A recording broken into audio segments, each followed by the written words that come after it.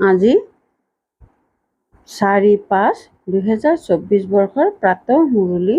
ওম শান্তি। বাপ দাদা মধুবন। আজি বাবাই কৈছে, মৰমৰ সন্তানসকল, পিতাই যি শুনাই তোমালোকৰ অন্তৰত তাৰ ছাপ বহি যাব লাগে। তোমালোক ইয়ালৈ সূৰ্যবংশী কুলত উচ্চ পদ পাবৰ বাবে আহিছা, সেয়েহে ধাৰণাও কৰিব লাগে। প্ৰশ্ন: সদায় সজীৱ হৈ থকাৰ সাধন কি? উত্তৰ: যেনেকৈ গৰমত পাংখা চলালে সজীৱ হৈ যায়, তেনেকৈ সদায় স্বদৰ্শন চক্ৰ ঘূৰাই থাকা, তেতিয়া সজীৱ হৈ থাকিবা। সন্তানসকলে সোধে, স্বদৰ্শন চক্ৰধাৰী হওঁতে কিমান সময় লাগে? বাবাই কয়, 1 ছেকেণ্ড। তোমালোক সন্তানসকল স্বদৰ্শন চক্ৰধাৰী নিশ্চয় হ'ব লাগে, কিয়নো ইয়াৰ দ্বাৰাই তোমালোক চক্ৰৱৰ্তী ৰজা হবাগৈ। স্বদৰ্শন চক্ৰ ঘূৰাই থকাসকল সূৰ্যবংশী হয়। ওম শান্তি। পাংখাও ঘূৰে আৰু সকলোকে সজীৱ কৰে। তোমালোকো স্বদৰ্শন চক্ৰধাৰী হৈ বহিলে বহুত সজীৱ হৈ যোৱা। স্বদৰ্শন চক্ৰধাৰীৰ অৰ্থও কোনেও নাজানে, সেয়েহে তেওঁলোকক বুজাব লাগে। বুজি নাপালে চক্ৰৱৰ্তী ৰজা নহবগৈ। স্বদৰ্শন চক্ৰধাৰীৰ নিশ্চয়তা থাকিব যে আমি চক্ৰৱৰ্তী ৰজা হবৰ বাবে স্বদৰ্শন চক্ৰধাৰী হৈছো। শ্ৰীকৃষ্ণৰো চক্ৰ দেখুৱাই, চক্ৰ সংযুক্ত লক্ষ্মী নাৰায়ণৰ হাততো দেখুৱাই, শ্ৰীকৃষ্ণৰ হাততো দেখুৱাই। স্বদৰ্শন চক্ৰকো বুজিব লাগে, তেতিয়াহে চক্ৰৱৰ্তী ৰজা হবাগৈ। কথাটিতো বহুত সহজ। সন্তানসকলে সোধে, বাবা, স্বদৰ্শন চক্ৰধাৰী হবলৈ কিমান সময় লাগিব? সন্তানসকল: 1 ছেকেণ্ড। তাৰ পাছত তোমালোক বিষ্ণুবংশী হোৱা। দেৱতাসকলক বিষ্ণুবংশী বুলিয়েই কোৱা হ'ব। বিষ্ণুবংশী হবলৈ প্ৰথমতেতো শিৱবংশী হ'ব লাগে। আকৌ বাবাই বহি সূৰ্যবংশী কৰি তোলে। কথাবোৰতো বহুত সহজ। আমি নতুন বিশ্বত সূৰ্যবংশী হওঁ। আমি নতুন সৃষ্টিৰ মালিক সূৰ্যবংশী হওঁ। স্বদৰ্শন চক্ৰধাৰী অৰ্থাৎ বিষ্ণুবংশী হবলৈ 1 ছেকেণ্ড সময় লাগে। গঢ়ি তোলোতাজন হৈছে শিৱ বাবা। শিৱ বাবাই বিষ্ণুপুৰী স্থাপনা কৰে, আন কোনেও স্থাপনা কৰিব নোৱাৰে। এইটোতো সন্তানসকলে জানে যে বিষ্ণুপুৰী থাকে সত্য যুগত, ইয়াত নহয়। এইটো হৈছে বিষ্ণুবংশ হোৱাৰ যুগ। তোমালোক ইয়ালৈ আহাই বিষ্ণুপুৰীলৈ যাবৰ বাবে, যাক সূৰ্যবংশী বুলি কোৱা। জ্ঞান সূৰ্যবংশী কথাষাৰ বহুত ভাল। বিষ্ণু আছিল সত্য যুগৰ মালিক, তাত লক্ষ্মী নাৰায়ণ দুয়োগৰাকীয়েই আছে। ইয়ালৈ সন্তানসকল লক্ষ্মীনাৰায়ণ অথবা বিষ্ণুবংশী হবৰ বাবেই আহিছে। এই ক্ষেত্ৰত আনন্দিতও বহুত হয়। নতুন সৃষ্টি, নতুন বিশ্বত সোণালী যুগ। বিশ্বত বিষ্ণুবংশী হ'ব লাগে। ইয়াতকৈ উচ্চ পদ আৰু নাই। এই ক্ষেত্ৰত বহুত আনন্দিত হ'ব লাগে। প্ৰদৰ্শনীত তোমালোকে বুজোৱা তোমালোকৰ লক্ষ্য উদ্দেশ্যই এয়া। কোৱা যে এইখন বহুত ডাঙৰ বিশ্ববিদ্যালয়। ইয়াক আধ্যাত্মিক বিশ্ববিদ্যালয় বুলি কোৱা হয়। লক্ষ্য উদ্দেশ্য এই চিত্ৰত আছে। সন্তানসকলে এইটো বুদ্ধিত ৰাখিব লাগে। কেনেকৈ লিখে যাতে সন্তানসকলে বুজাওঁতে 1 ছেকেণ্ড লাগে। তোমালোকেহে বুজাব পাৰা। তাতো লিখা আছে যে আমি বিষ্ণুপুৰী দেৱী দেৱতা নিশ্চয় আছিলো, অৰ্থাৎ দেৱী দেৱতা কুলৰ আছিলো, স্বৰ্গৰ মালিক আছিলো। পিতাই বুজায়, মৰমৰ সন্তানসকল, ভাৰতত আজিৰ পৰা 5000 বছৰ পূৰ্বে সূৰ্যবংশী দেৱী দেৱতা আছিল। সন্তানসকলৰ এতিয়া বুদ্ধিত উদয় হৈছে। শিৱ বাবাই সন্তানসকলক কয়, সন্তানসকল, তোমালোক সত্য যুগত সূৰ্যবংশী আছিলা। শিৱ বাবা সূৰ্যবংশী কুল প্ৰতিষ্ঠা কৰিবলৈ আহিছিল। যথাযথ ভাৰত স্বৰ্গ আছিল। এওঁলোকেই পূজ্য আছিল। পূজাৰী কোনো নাছিল। পূজাৰ কোনো সামগ্ৰী নাছিল। এই শাস্ত্ৰবোৰতেই পূজাৰ ৰীতি নীতি লিখা আছে। এয়া হৈছে সামগ্ৰী। বেহদৰ পিতা শিৱ বাবাই বহি বুজায়, তেওঁ হৈছে জ্ঞানৰ সাগৰ, মনুষ্য সৃষ্টিৰ বীজৰূপ। তেওঁক বৃক্ষপতি বা বৃহস্পতি বুলিও কয়। বৃহস্পতিৰ দশা সকলোতকৈ উচ্চ। বৃক্ষপতিয়ে তোমালোকক বুজাই আছে যে তোমালোক পূজ্য দেৱী দেৱতা আছিলা, আকৌ পূজাৰী হৈ গ'লা। যিসকল দেৱতা নিৰ্বিকাৰী আছিল তেওঁলোক আকৌ কলৈ গ'ল? নিশ্চয় পুনৰ্জন্ম লৈ লৈ অৱনমিত হ'ব। এটি এটি শব্দ টুকি ৰাখিব লাগে। অন্তৰত নে কাগজত? এয়া কোনে বুজায়? শিৱ বাবাই। তেওঁৱেই স্বৰ্গ ৰচনা কৰে। শিৱ বাবাইহে সন্তানসকলক স্বৰ্গৰ উত্তৰাধিকাৰ দিয়ে। পিতাৰ বাহিৰে আন কোনেও দিব নোৱাৰে। লৌকিক পিতা হৈছে দেহধাৰী। তোমালোকে নিজক আত্মা বুলি বুজি পাৰলৌকিক পিতাক স্মৰণ কৰা। বাবা, তেতিয়া বাবাই সঁহাৰি জনায়, হে সন্তানসকল। গতিকে বেহদৰ পিতা হৈ নগ'ল জানো? সন্তানসকল, তোমালোক সূৰ্যবংশী দেৱী দেৱতাসকল পূজ্য আছিলা, আকৌ তোমালোক পূজাৰী হৈ গ'লা। এয়া হৈছে ৰাৱণৰ ৰাজ্য। প্ৰত্যেক বছৰে ৰাৱণক জ্বলায়, তথাপিও নমৰেই। 12 মাহৰ পাছত আকৌ ৰাৱণক জ্বলাব। তাৰমানে এইটো সিদ্ধ কৰি দেখুৱালে যে আমি ৰাৱণ সম্প্ৰদায়ৰ। ৰাৱণ অৰ্থাৎ 5 বিকাৰৰ ৰাজ্য বৰ্তি আছে। সত্য যুগত সকলো শ্ৰেষ্টাচাৰী আছিল, এতিয়া কলি যুগত ভ্ৰষ্টাচাৰী সৃষ্টি। এই চক্ৰ ঘূৰি থাকে। এতিয়া তোমালোক প্ৰজাপিতা ব্ৰহ্মা বংশী সংগম যুগত বহি আছা। তোমালোকৰ বুদ্ধিত আছে যে আমি ব্ৰাহ্মণ, এতিয়া শূদ্ৰ কুলৰ নহয়। এই সময়ত হয়েই আসুৰী ৰাজ্য। পিতাক কয়, হে দুখহৰ্তা সুখকৰ্তা, এতিয়া সুখ ক'ত আছে? সত্য যুগত? দুখ ক'ত আছে? দুখটো কলি যুগত আছে। দুখহৰ্তা সুখকৰ্তা শিৱ বাবাই হয়। তেওঁ সুখৰেই উত্তৰাধিকাৰ দিয়ে। সত্য যুগক সুখধাম বুলি কোৱা হয়, তাত দুখৰ নাম নাই। তোমালোকৰ আয়ুসো দীঘলীয়া হয়। কন্দাৰ প্ৰয়োজন নাই। সময়ত পুৰণা ছাল অৰ্থাৎ শৰীৰ এৰি নতুন লয়। বুজি পায় যে এতিয়া শৰীৰ বৃদ্ধ হ'ল। প্ৰথমে সন্তান শতগুণী হয়, সেইকাৰণে সন্তানসকলক ব্ৰহ্মজ্ঞানীতকৈও উচ্চ জ্ঞান কৰে, কিয়নো তেওঁলোকতো তথাপি বিকাৰী গৃহস্থৰ পৰা সন্ন্যাসী হয়। সেয়েহে তেওঁলোকে সকলো বিকাৰৰ বিষয়ে জানে। সৰু ল'ৰা-ছোৱালীয়ে এই বিষয়ে গমেই নাপায়। এই সময়ত গোটেই সৃষ্টিত ৰাৱণ ৰাজ্য ভ্ৰষ্টাচাৰী ৰাজ্য। শ্ৰেষ্টাচাৰী দেৱী দেৱতাসকলৰ ৰাজ্য সত্য যুগত আছিল, এতিয়া নাই। আকৌ ইতিহাস পুনৰাবৃত্তি হ'ব। শ্ৰেষ্টাচাৰী কোনে কৰি তুলিব? ইয়াততো এগৰাকীও শ্ৰেষ্টাচাৰী নাই। এই ক্ষেত্ৰত বিশাল বুদ্ধিৰ প্ৰয়োজন। এইটো হয়েই পাৰস বুদ্ধি হোৱাৰ যুগ। পিতা আহি পাথৰ বুদ্ধিৰ পৰা পাৰস বুদ্ধি কৰি তোলে। কোৱা হয়, সৎ সংগই উদ্ধাৰ কৰে, কুসংগই ডুবায়। সত্য পিতাৰ বাহিৰে বাকী জগতত আছেই কুসংগ। পিতাই কয়, মই সম্পূৰ্ণ নিৰ্বিকাৰী কৰি যাওঁ, আকৌ সম্পূৰ্ণ বিকাৰী কোনে কৰে? কয়, আমি কি জানো? হেৰৌ, নিৰ্বিকাৰী কোনে কৰি তোলে? নিশ্চয় পিতাইহে কৰি তুলিব। বিকাৰী কোনে কৰে? এয়া কোনেও গম নাপায়। পিতাই বহি বুজায়, মনুষ্যইতো একোৱেই নাজানে। ৰাৱণ ৰাজ্য হয় নহয়। কাৰোবাৰ পিতাকৰ মৃত্যু হ'ল, সোধা কলৈ গ'ল? ক'ব স্বৰ্গবাসী হ'ল। বাৰু, তেন্তে ইয়াৰ অৰ্থ নৰকত আছিল, নহয় জানো? তেন্তে আপোনালোকো নৰকবাসী নহ'ল জানো? কিমান সহজ বুজাবলগীয়া কথা। নিজক কোনেও নৰকবাসী বুলি নাভাবে। নৰকক বেশ্যালয়, স্বৰ্গক শিৱালয় বুলি কোৱা হয়।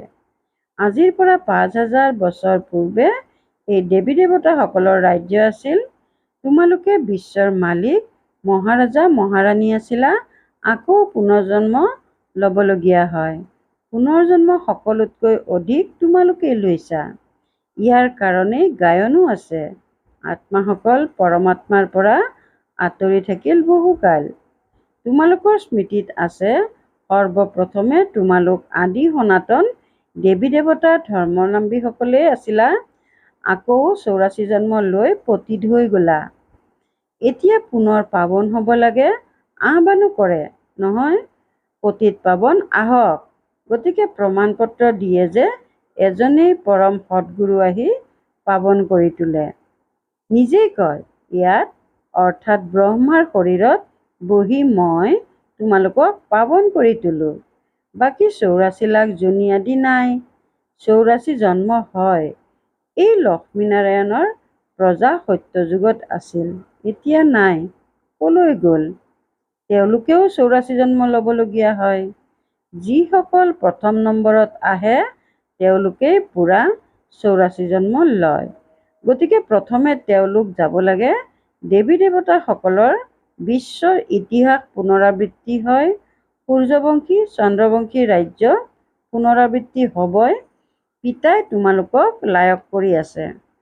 তোমালোকে কোৱা, আমি এইখন পাঠশালা বা বিশ্ববিদ্যালয়লৈ আহিছোঁ য'ত আমি নৰৰ পৰা নাৰায়ণ হওঁ। আমাৰ লক্ষ্য উদ্দেশ্য হৈছে এয়া, যিসকলে ভালদৰে পুৰুষাৰ্থ কৰিব তেওঁলোকেই উত্তীৰ্ণ হ'ব।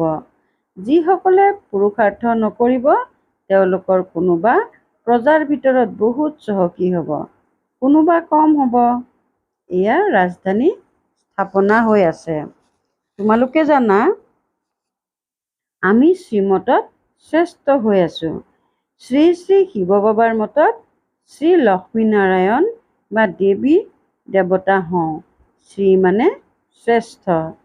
এতিয়া কাকো শ্ৰী বুলি ক'ব নোৱাৰি, কিন্তু ইয়াততো যিয়েই আহিব সকলোকে শ্ৰী বুলি কৈ দিব। শ্ৰী অমুক। এতিয়া শ্ৰেষ্ঠটো দেৱী দেৱতাসকলৰ বাহিৰে আন কোনো হ'ব নোৱাৰে। ভাৰত শ্ৰেষ্ঠতকৈও শ্ৰেষ্ঠ আছিল। ৰাৱণ ৰাজ্যত ভাৰতৰ মহিমাই শেষ কৰি দিলে। ভাৰতৰ মহিমাও বহুত, তেনেকৈ নিন্দাও বহুত। ভাৰত বহুত ধনৱান আছিল, এতিয়া একেবাৰে কঙাল হৈ গ'ল। দেৱতাসকলৰ আগত গৈ তেওঁলোকৰ মহিমা গাই, মোৰ নিৰ্গুণীৰ কোনো গুণ নাই। দেৱতাসকলক কয়, কিন্তু তেওঁলোক জানো দয়ালু আছিল? দয়ালু এজনকেই কোৱা হ'ব, যিয়ে মনুষ্যৰ পৰা দেৱতা কৰি তোলে। এতিয়া তেওঁ তোমালোকৰ পিতাও হয়, শিক্ষকো হয় আৰু সৎগুৰুও হয়। প্ৰতিশ্ৰুতি দিয়ে, মোক স্মৰণ কৰিলে তোমালোকৰ জন্ম জন্মান্তৰৰ পাপ ভস্ম হ'ব আৰু লগত লৈ যাম। আকৌ তোমালোক নতুন সৃষ্টিলৈ যাব লাগে। এয়া 5000 বছৰৰ চক্ৰ। নতুন সৃষ্টি আছিল, সেয়া নিশ্চয় পুনৰ হ'ব। সৃষ্টি পতিত হ'ব, আকৌ পিতা আহি পাৱন কৰি তুলিব। পিতাই কয়, পতিত ৰাৱণে কৰে, পাৱন মই কৰি তোলো। বাকী এয়াতো পুতলাৰ পূজা কৰি থাকে। তেওঁলোকে গম নাপায় ৰাৱণৰ 10টা মূৰ কিয় দিয়ে। বিষ্ণুকো 4খন হাত দিয়ে। কিন্তু এনেকুৱা মনুষ্য জানো থাকে? যদি 4খন হাত থকা মনুষ্য থাকে, তেন্তে তেওঁলোকৰ সন্তানসকলো তেনেকুৱা হ'ব লাগে। ইয়াততো সকলোৰে 2খন হাত আছে, একোৱে নাজানে। ভক্তি মাৰ্গত শাস্ত্ৰ মুখস্থ কৰি লয়, তেওঁলোকৰো কিমান অনুগামী হৈ যায়। আচৰিত কথা, এই পিতাটো জ্ঞানৰ হৰ্তা-কৰ্তা। কোনো মনুষ্য জ্ঞানৰ হৰ্তা-কৰ্তা হ'ব নোৱাৰে। জ্ঞানৰ সাগৰ বুলি তোমালোকে মোক কোৱা, সৰ্বশক্তিমান হৰ্তা-কৰ্তা এয়া পিতাৰ মহিমা। তোমালোকে পিতাক স্মৰণ কৰিলে পিতাৰ পৰা শক্তি আহৰণ কৰা, যাৰ দ্বাৰা বিশ্বৰ মালিক হৈ যোৱা। তোমালোকে বুজি পোৱা, আমাৰ বহুত শক্তি আছিল, আমি নিৰ্বিকাৰী আছিলোঁ, গোটেই বিশ্বত অকলে ৰাজ্য কৰিছিলা, গতিকে সৰ্বশক্তিমান বুলি কোৱা হ'ব নহয়। এই লক্ষ্মীনাৰায়ণ গোটেই বিশ্বৰ মালিক আছিল। এই শক্তি তেওঁলোকে ক'ৰ পৰা পালে? পিতাৰ পৰা। উচ্চতকৈও উচ্চ ভগৱান হয় নহয়। কিমান সহজকৈ বুজায়। এই 84 চক্ৰ বুজাবলৈ সহজ নহয় জানো? যাৰ দ্বাৰাই তোমালোকে বাদশ্বাহী পোৱা। পতিতে বিশ্বৰ বাদশ্বাহী পাব নোৱাৰে। পতিতটো তেওঁলোকৰ আগত নতশিৰ হয়, নিজক ভক্ত বুলি ভাবে, পাৱনৰ আগত মূৰ দোৱায়। ভক্তি মাৰ্গ আধা কল্প চলে। তোমালোকে এতিয়া ভগৱানক পাইছা। ভগৱান উবাচ, মই তোমালোকক ৰাজযোগ শিকাওঁ, ভক্তিৰ ফল দিবলৈ আহিছোঁ। গায়নো কৰে, ভগৱান কিবা নহয় কিবা ৰূপত আহি যাব। পিতাই কয়, মই জানো গৰু গাড়ী আদিত আহিম? যি উচ্চতকৈ উচ্চ আছিল, 84 জন্ম পূৰা কৰিছে, তেওঁৰ শৰীৰত আহোঁ। উত্তম পুৰুষ থাকে সত্য যুগত। কলিযুগত হৈছে কনিষ্ঠ তমোপ্ৰধান। এতিয়া তোমালোক তমোপ্ৰধানৰ পৰা সতোপ্ৰধান হোৱা। পিতা আহি তমোপ্ৰধানৰ পৰা সতোপ্ৰধান কৰি তোলে। এয়া হৈছে খেল। ইয়াক যদি নুবুজা তেন্তে স্বৰ্গলৈ কেতিয়াও নাহা। ভাল বাৰু, অতি মৰমৰ কল্পৰ পাছত পুনৰাই মিলিত হোৱা সন্তানসকলৰ প্ৰতি মাতা পিতা বাপ দাদাৰ স্নেহপূৰ্ণ স্মৰণ আৰু সুপ্ৰভাত। আত্মিক পিতাৰ আত্মিক সন্তানসকলক নমস্কাৰ। ধাৰণাৰ বাবে মুখ্য সাৰ 1 নম্বৰ, এজন পিতাৰ সান্নিধ্যৰে নিজক পাৰস বুদ্ধিৰ কৰি তুলিব লাগে, সম্পূৰ্ণ নিৰ্বিকাৰী হ'ব লাগে, কুসংগৰ পৰা দূৰৈত থাকিব লাগে। 2 নম্বৰ, সদায় এইটো আনন্দত থাকিব লাগে যে আমি স্বদৰ্শন চক্ৰধাৰী তথা নতুন সৃষ্টিৰ মালিক চক্ৰৱৰ্তী হ'মগৈ। শিৱ বাবাই আমাক সূৰ্যবংশী কৰি তুলিবলৈ আহিছে। আমাৰ লক্ষ্যই হৈছে এইটো। বৰদান, বিঘ্নবোৰক মনোৰঞ্জনৰ খেল বুলি বুজি অতিক্ৰম কৰোঁতা নিৰ্বিঘ্ন বিজয়ী হোৱা। বিঘ্নবোৰক মনোৰঞ্জনৰ খেল বুলি বুজি অতিক্ৰম কৰোঁতা নিৰ্বিঘ্ন বিজয়ী হোৱা। বিঘ্ন অহাটো এইটো ভাল কথা, কিন্তু বিঘ্নই যাতে পৰাজিত কৰি নিদিয়ে। বিঘ্ন আহেই শক্তিশালী কৰিবলৈ, সেইকাৰণে বিঘ্নবোৰলৈ ভয় কৰাৰ সলনি সেইবোৰক মনোৰঞ্জনৰ খেল বুলি বুজি অতিক্ৰম কৰা, তেতিয়া নিৰ্বিঘ্ন বিজয় বুলি কোৱা হ'ব। যিহেতু সৰ্বশক্তিমান পিতা লগত আছে, তেন্তে ভীতিগ্ৰস্ত হোৱাৰ কোনো কথাই নাই। কেৱল পিতাৰ স্মৃতি আৰু সেৱাত ব্যস্ত হৈ থাকা, তেতিয়া নিৰ্বিঘ্ন হৈ থাকিবা। যেতিয়া বুদ্ধি আজৰি হৈ থাকে, তেতিয়া বিঘ্ন বা মায়া আহে। ব্যস্ত হৈ থাকা, তেতিয়া মায়া বা বিঘ্ন কাষৰীয়া হৈ যাব। শ্লোগান, সুখৰ পুঁজি জমা কৰিবলৈ মৰ্যাদাপূৰ্বক অন্তৰেৰে সকলোকে সুখ দিয়া। সুখৰ পুঁজি জমা কৰিবলৈ মৰ্যাদাপূৰ্বক অন্তৰেৰে সকলোকে সুখ দিয়া। ওম শান্তি। আনন্দৰূপী সম্পদেৰে সম্পদ সৌভাগ্যৱান আৰু প্ৰসন্ন চিত্ত হ'বলৈ আজিৰ অব্যক্ত সংকেত। যেতিয়া কোনোবাই কিবা সম্পদ পায়, নতুবা হঠাতে কোনোবাই কমকৈ হ'লেও ধন পায়, তেতিয়া আনন্দিত হৈ যায়। তোমালোক সন্তানসকলতো এনেকুৱা ধন পাইছা, যাক কেতিয়াও কোনেও কাঢ়ি নিব নোৱাৰে, লুটি নিব নোৱাৰে। 21 প্ৰজন্ম সদায় ধনৱান হৈ থাকিবা। তোমালোকে সৰ্বসম্পদৰ চাবিকাঠি পাই গ'লা। সেই চাবিকাঠি হৈছে বাবা। বাবা বুলি ক'লা আৰু সম্পদৰ দুৱাৰ মুকলি হ'ল। সমৃদ্ধশালী হৈ গ'লা। সেয়েহে সদায় এইটো আনন্দত ভৰপূৰ হৈ থকা। ওম শান্তি।